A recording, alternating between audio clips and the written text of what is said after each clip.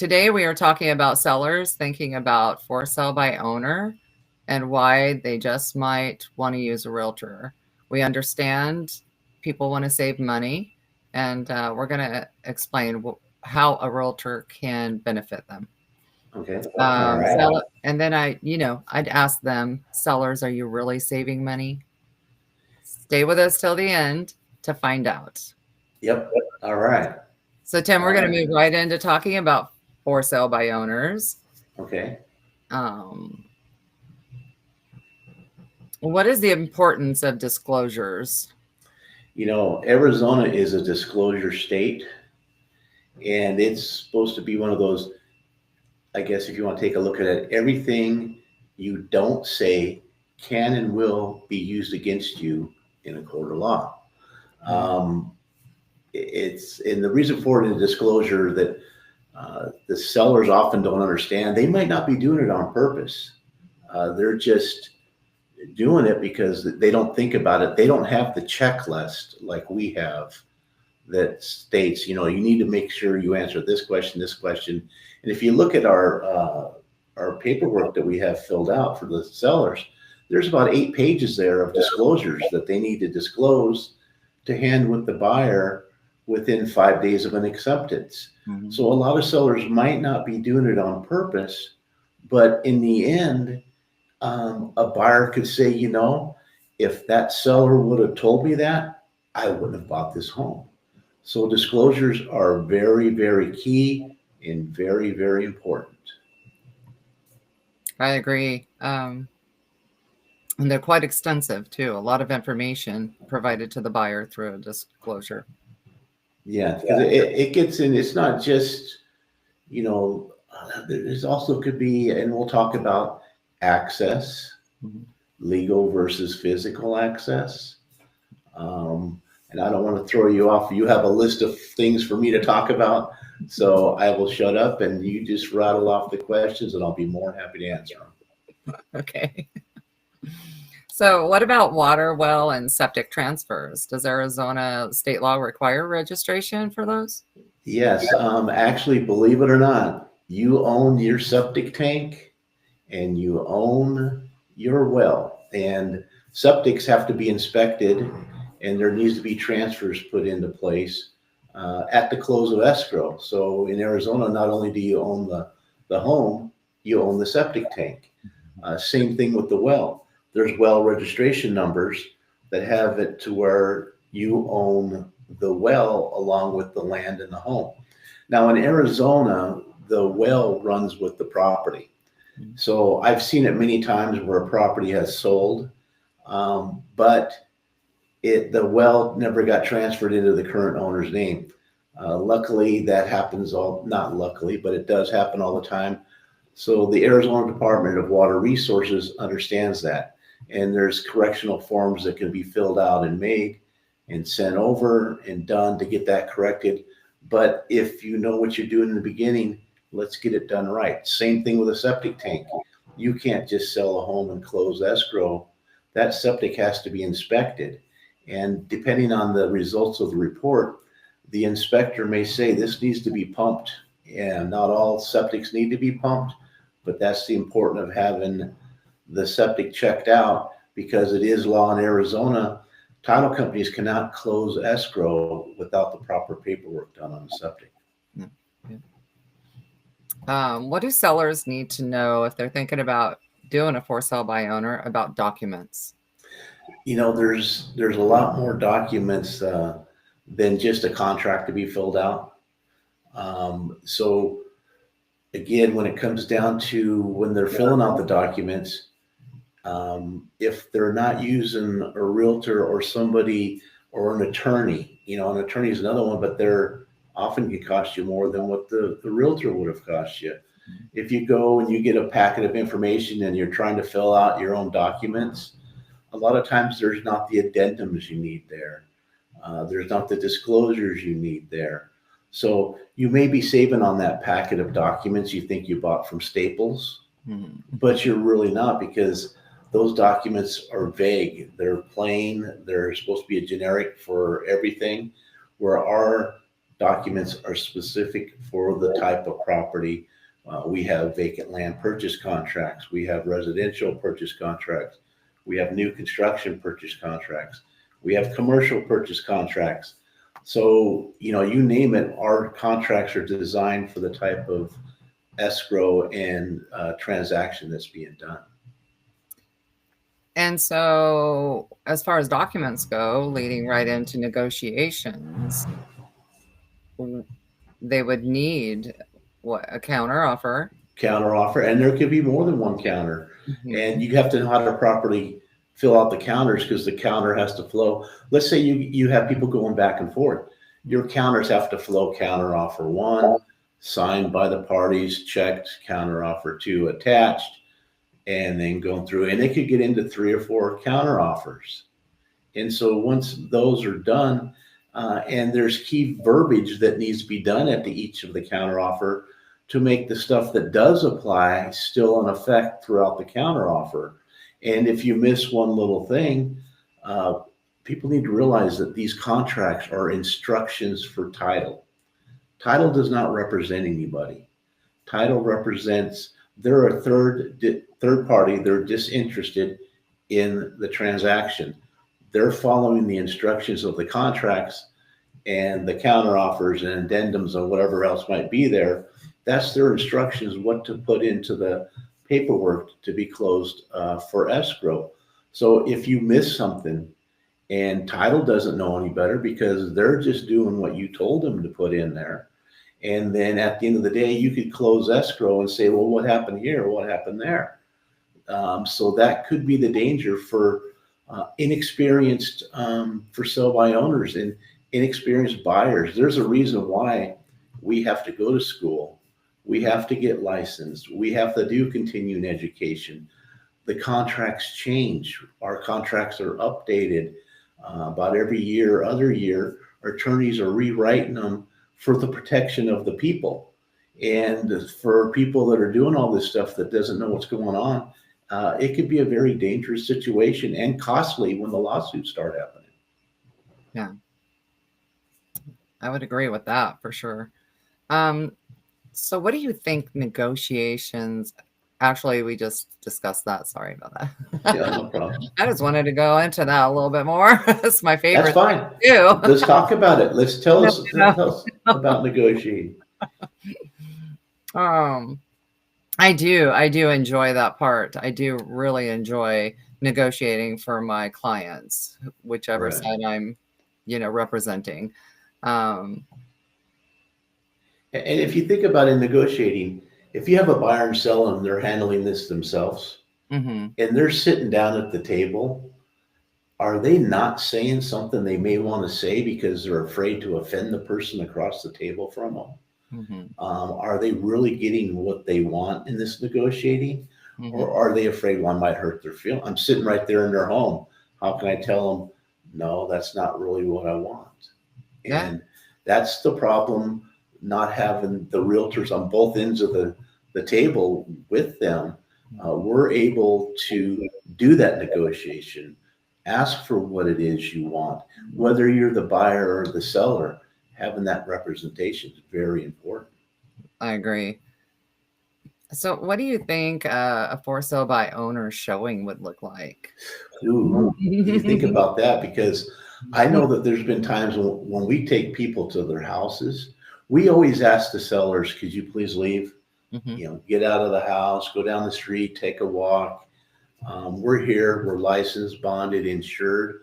But when people go through the houses, they want to open the closets and take a look. They want to open the drawers and take a look. Heck, I've had them turn on showers, flush toilets.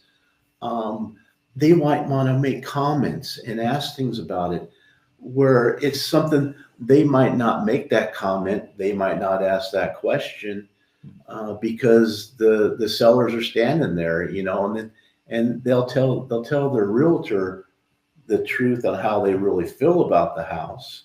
And if they decide they don't want it, they can give true feedback and not just walk out the door. mhm. So it's very important to give the people their space. I know a lot of people, I don't know on a for sale by owner, How many people can say, oh, the buyers get here and say, okay, I'm here, I'm gonna look at your place now. And the sellers can say, okay, I'm gonna go down the street and be around the corner. Call me when you're done and I'll come back over to the house. Yeah. Most of your sellers aren't gonna do that. They're gonna stay there. They wanna be there. They think they need to answer the questions that the realtor's gonna answer. So. I agree. I actually had a buyer refuse to look at the home because the seller did not want to leave. Yeah, it makes the buyers uncomfortable. They're like, Mhm. I want to be able to say what it is I have to say. Exactly. I want to be able to give the whole list of questions. And a lot of times, in doing this, you have to give the buyer their space. Mm-hmm. And that's one thing as realtors, we sort of give them their space, let them walk through, but we're walking with them. We're not standing on top of them. We're letting them walk through. We're talking. We're answering questions. And I've seen it though on a lot of these for sale by owners. The owners are sitting there trying to sell, sell, sell, sell, sell, sell, sell, sell, and it's throwing the buyers off. They can't concentrate on what it is Yeah. and the questions they might want to have. And the sellers are all worried about, well, I better follow them to every room. I better do. There's, give them the space. And if you're a seller, it's hard to give them space. But those buyers, they need the space. They need to be able to take a look. They need to be able to take ownership of the home. Mm-hmm. And that's another thing. It's kind of hard to take ownership of a home when the owner of the home is right there with you. Exactly. So it's like, how Exactly. can they take owner when the other owners are standing there? Yeah. So Yeah. it makes it tough.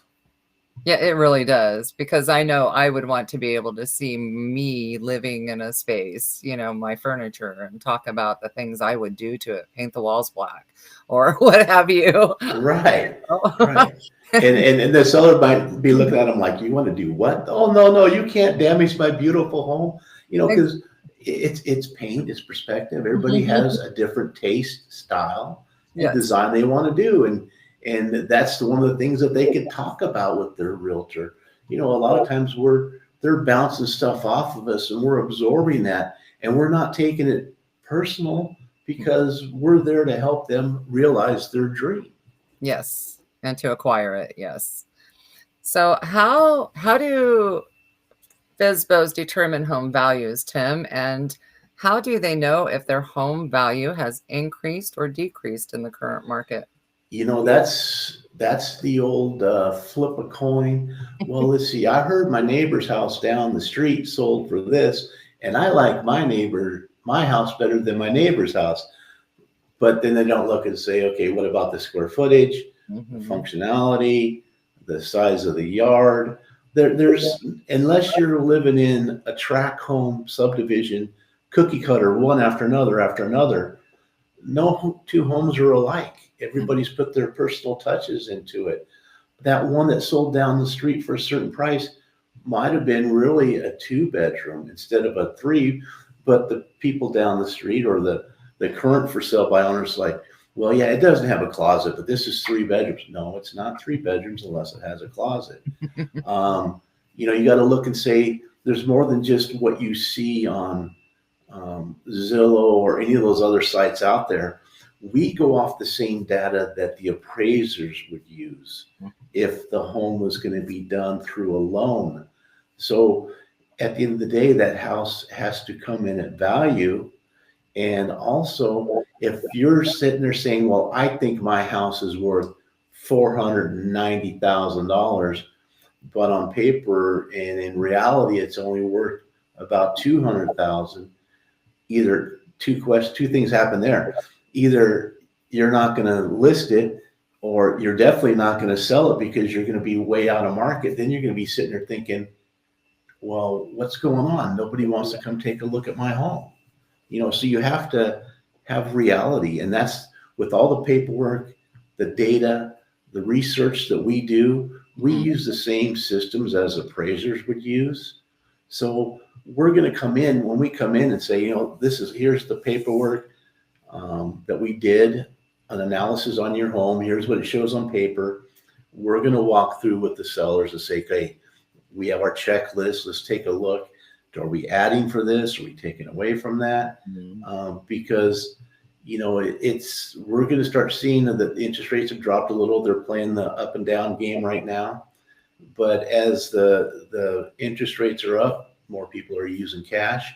And then there's a certain level. If you've priced yourself so above a value and you're wanting someone to come in and spend all their cash on it, buyers aren't dumb. They're going to take a look at it and say, well, I can do, buyers have the right to do an independent appraisal. Mhm. And so what I found is a lot of homes that sit on the market, now the time on market's turned to about 6 months. Mhm. It's back to where it used to be. And so, you need to look that, do I need to adjust the price of my house? Mhm. Why is it sell overnight? Well, it's not going to sell overnight. So the problem that comes down to, what did the houses sell for over the last 6 months? Did the Mhm. housing prices go down? Did the housing prices go up? Are you missing opportunities because you didn't adjust to the current market? Mhm. So that's a tough one for sale by owners, is trying to figure out what is current market, what is it today, what is it tomorrow, what could it be in 2 to 3 months from now? Yeah. Sounds like a lot of work to me and a lot of responsibility. Yep, yep, So, sellers, do you still think you're saving money? Stay with us. You're going to find out, and we're going to share the free service we offer any property owner that can take advantage of it. So, yep. now we're going to talk about realtors and what we offer. So, why is it important, Tim, that realtors are licensed and bonded?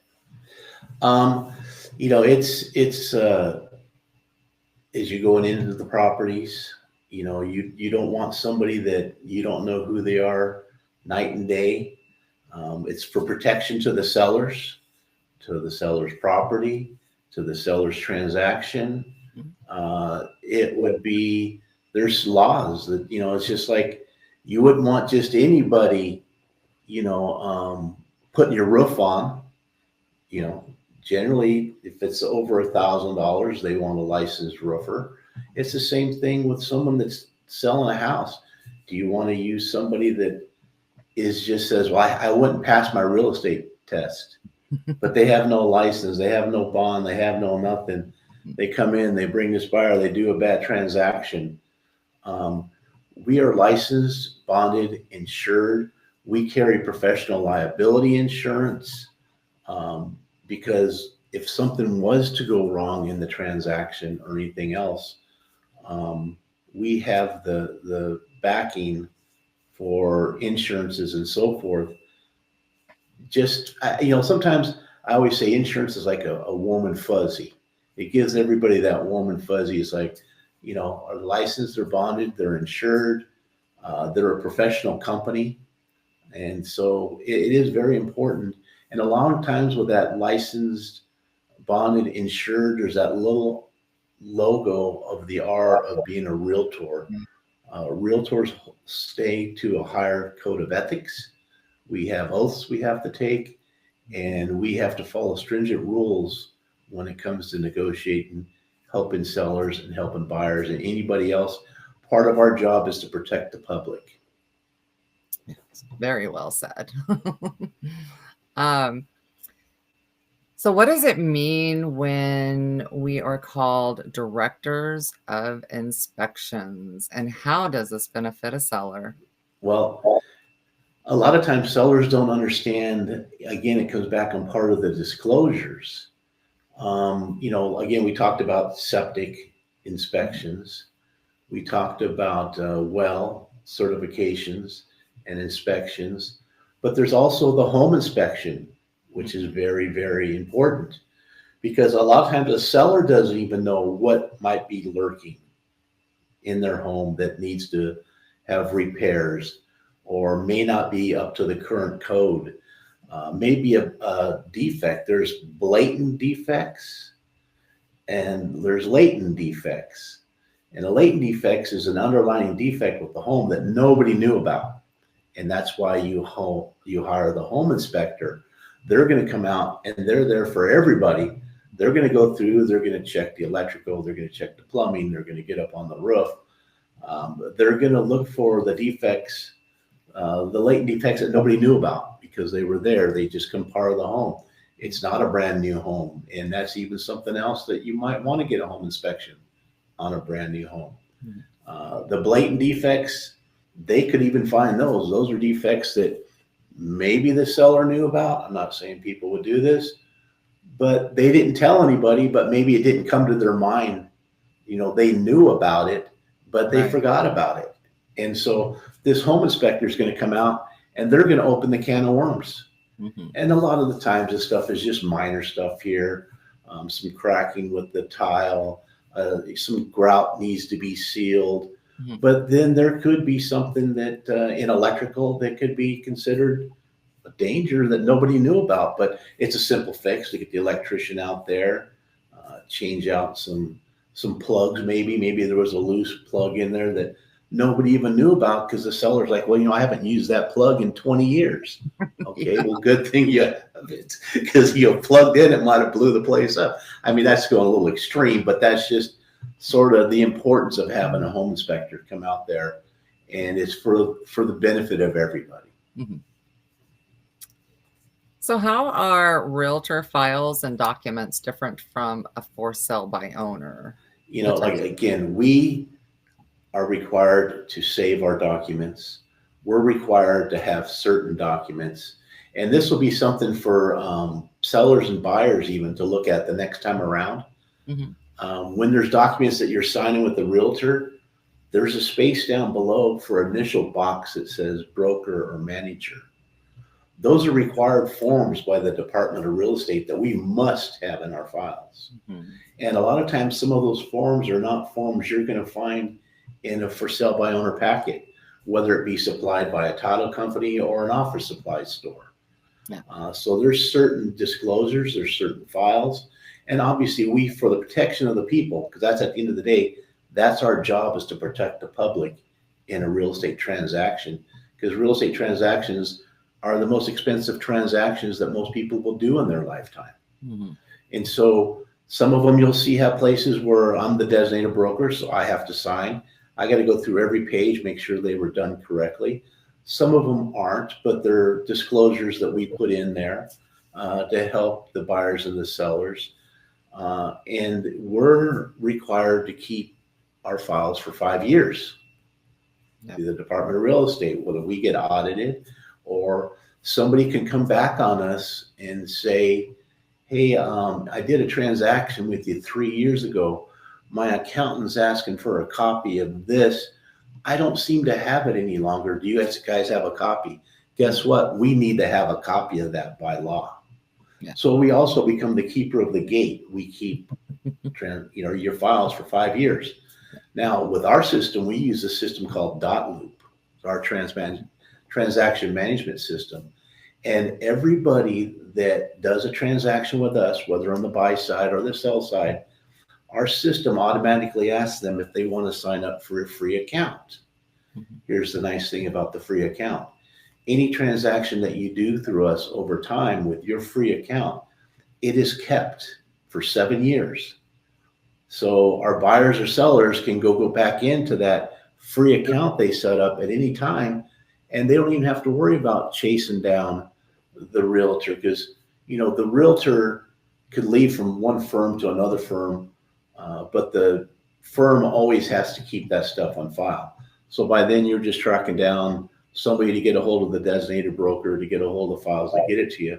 But if you set up your free, no cost account with our transaction management system, you could have it any time of day. And I've seen it in our system for people that don't sign up for the free account. They'll think of something, and I see people, all of a sudden I get a notification, and it'd be later at night saying such and such is trying to modify a document. And I'm like, what the heck? And it's not that they're trying to modify it. They just forgot about something, or they wanted to check something, but they opted out of the free account. So that's fine. We see when they're doing that. We get a hold of them, say, how can we help you? What document were you looking for? We'll get it over to you. But we're the keepers of the gate. We keep the files. We have to by law.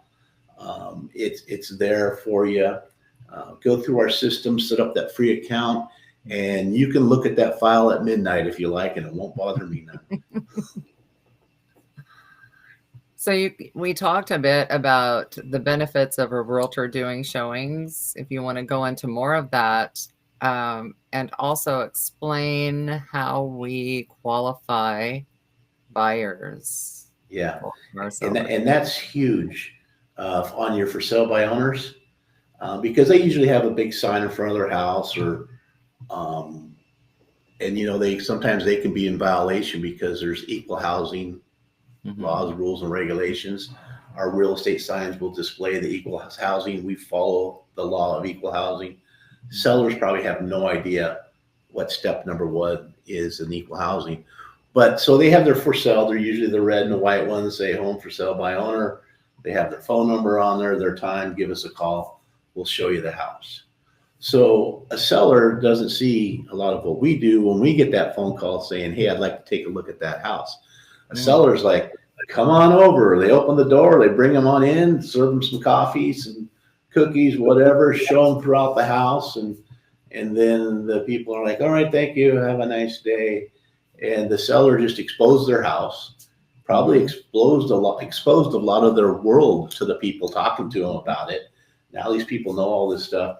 And the worst is they probably weren't even qualified to buy, and I remember that back in working model homes, Sundays were the worst day to work a model home. People would get out of church, which was great, but then they'd come by and say, can we help you? No, we're just looking. We like to take a look at model homes and see. And so for sale by owner, that happens, that people are just tire kickers. They're looky-loos. They're the neighbors down the street that have always been curious, what did the inside of that house look like? We go through another step. We make sure they're pre-qualified, whether it's through cash, through their bank, through a lender. And then there's some homes that qualify certain type of loans. There's some homes that don't. So, and there's some buyers that have to get a certain type of loan and they can't qualify for the other loan. So at that case, we're pre-qualifying these people, making sure they're even qualified to come take a look at the home, and it's wasting nobody's time. And another example of that is the house may be a $400,000 house, but the buyer's only qualified for $200,000. We're not going to be dragging people that are only have half of the qualification into a house that they're not qualified to buy. We're the for sale by owners. That's probably not the first thing they say is like, well, are you qualified? Can you give me proof? Because a lot of times sellers are embarrassed to ask that question. I mean, that's just a true hard fact question you have to ask a buyer. Are you qualified to buy this home? Before we go there, we need to make sure that everybody's on the same page and you are qualified to buy that home, whether it be by loan or having the cash in the bank. Yeah, I agree with that. So what is the value and function of a secured digital lockbox that we provide to our clients, our seller clients? Yeah, that is a real good one, especially, and luckily we're in a part of Arizona, and all of Arizona, crime isn't rampant like it is in the big city. But it's one of those ones. We have the digital lock boxes and we have combo boxes for certain scenarios. But with our digital boxes that we have for our areas, we can allow 1-day codes. So anybody that comes in and out and receives a key from our box, we automatically get notifications. So that's for a lot of reasons. It's the safety of the sellers. We know who's going in and out of their house when they're not there. Let's say an electrician needs to do some work because there was a home inspection. Now the electrician needs to get in there. They can call us. We give them what's called a 1-day code. That code opens that lockbox so they can get the key, so they can enter the home, and it's good for that day and that only. If the electrician has to be there multiple days, we can give them multiple codes. We can extend the time for each time they're going in and out of there. Because I know on lockboxes, if you gave that combo to somebody and then it was just a combo to get in, and then the next day they're like they could go back on their own because it's just a combo box Mm-hmm. and take a look at it on their own. They can go there in the middle of the night when no one's there, look at whatever they want on their own. When we hand out our 1 day code, it's good for that day only, and we know who's going in there. The combo boxes, you have no idea who's coming in and out of your home. And so for the safety of all people, uh, ask your realtor and work with a realtor that has that digital box. And sometimes when we first get things going, I know for our photographer, we've had this set up, we could give him the 1 day code, but we've had some situations where we use the combo box, and that's a temporary use, but we get into the digital boxes, and people, those things are not cheap. Believe me, they're not. Our business is not an inexpensive business to be in. No, I agree. um, well, here we are. We said that we were going to share the free service we offer to any property owner. And what would that be, Tim? Free home evaluations. Now, a free home evaluation is good for that day and maybe 30 days, but it's a starting point, get you going. Because the thing that happens is, 3 houses sell over here and their prices change out. Prices change all the time. With your realtor, you can adjust prices up, down. More times you're up and you're going on the downward to get the people's attention. But at least we give you a true, real starting point of the value of your home. Then it's communications where you need to be at with your realtor and keep it going on what's going on in the market, because you can adjust things. And so that free home evaluation gives you an idea. Am I at the spot where I want to sell? Is that house not ready? With that free home evaluation, as we do the walkthrough, we could probably give you little suggestive hints on, if you want to prep your home for sale, I would suggest this, or I would suggest that. And I never go through and tell anybody to repaint their whole house, put on a brand new roof, or because one of the things on that evaluation could be don't touch anything, don't change nothing, because you go in and you think, I bet you the sellers or the new buyers would probably like these walls if they were this color.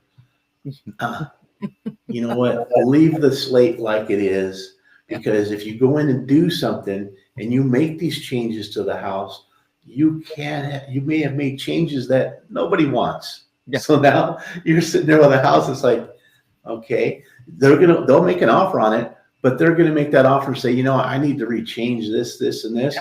And nothing has to be changed to buy a house and move into a house. But in the mind of the buyer is, I need to change that or I can't live there. And the seller could be like, but that's how it was. I changed it this way so you'd want to live here. Exactly. So I could say a lot of times sometimes doing nothing is better. If you got worn out carpets, don't go out and replace your carpets, because you might put in a color that the buyer now says, well, now I got to go buy new carpets because I don't like this color. Yeah. So we'll talk to you about carpet allowances, painting allowances, cleaning allowances. So just listen to us. We will help guide you through.